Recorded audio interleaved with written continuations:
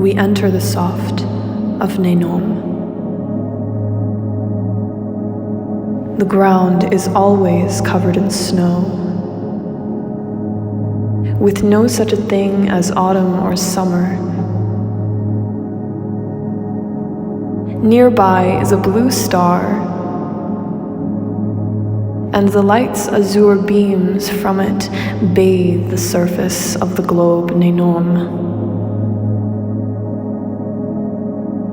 Because the star is so far and dimly lit, and the sky of Nenom is bleedless and without atmosphere, there is no such a thing as day, and the night is eternal to calm.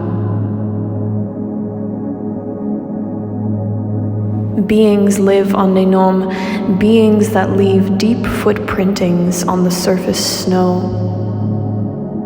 They most aptly dress in a pitch ink cloth, dark as a paint blot against the tundric white world. The Ones, they are called.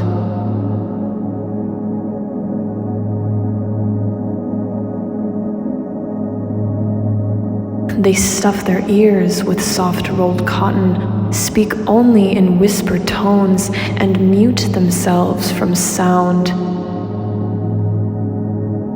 For to the Ones, all noise is dangerous, and music especially.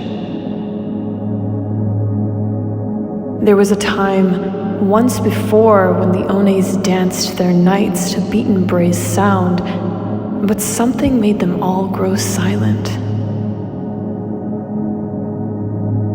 And what was it?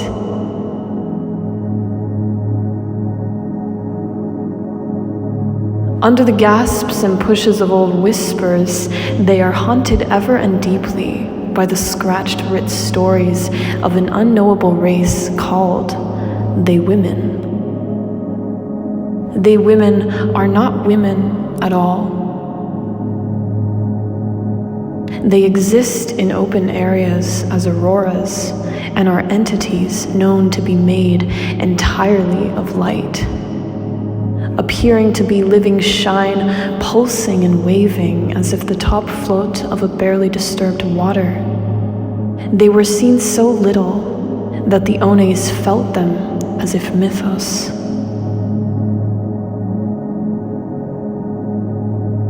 Though vibrantly beautiful in an alien and otherworldly presence, always after being seen, the One sighter would be starched in ear with a highly needle-pain sound that their ears would at listen be bleeded.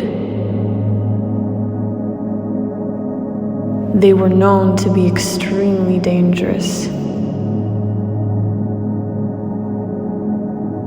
Every One's skin was naturally grown in olives or deep reds, greenly warmed.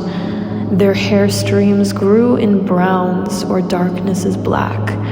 But one day, an One was born which looked nothing like the others.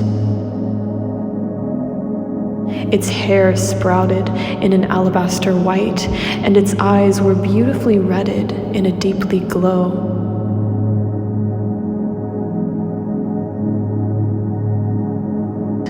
When the child was still young, it became even stranger.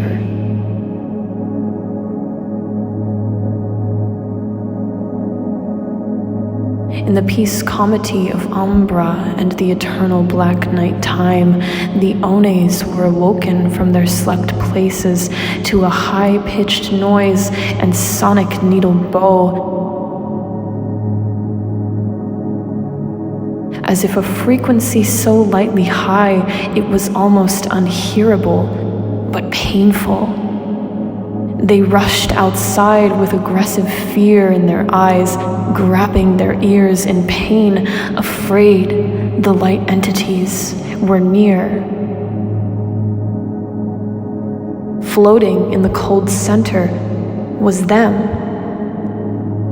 but beneath them was the child, white-locked and barefoot, looking upwards at them with a soft smile on its face.